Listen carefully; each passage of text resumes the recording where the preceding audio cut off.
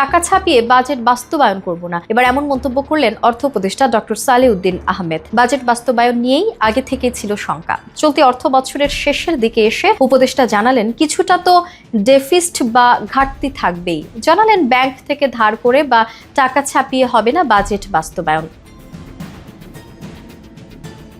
সম্প্রতি সরকারি অধ্যাদেশ ভেঙে গেছে 53 বছরের এনবিআর। এতে সরকারের রাজস্ব আদায়ে কোনো প্রভাব পড়বে কিনা সাংবাদিকদের এমন প্রশ্নের জবাবে অর্থ উপদেষ্টা বলেন, রাজস্ব আদায়ে কোনো প্রভাব পড়বে না। এ পর্যন্ত এরই মধ্যে রাজস্ব আদায় গতবারের তুলনায় 2% বেশি হয়েছে। একে হতাশাবাঞ্ছক হিসেবে না দেখে আশাবাদী তিনি।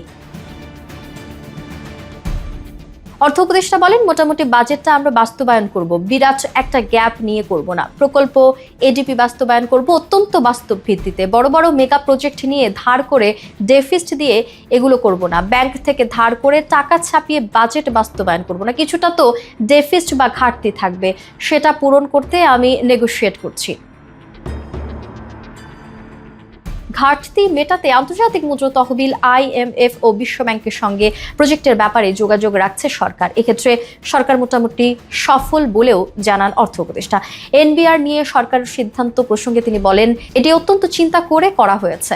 ওদের সঙ্গে যে আলাপ করিনি তা না। আমার যদি মনে করেন এনবিআর এর হাজার হাজার লোকের সঙ্গে আলাপ করতে হবে তা না। যারা মেম্বার সদস্য ডেফিনেটলি তাদের সঙ্গে আলাপ হয়েছে।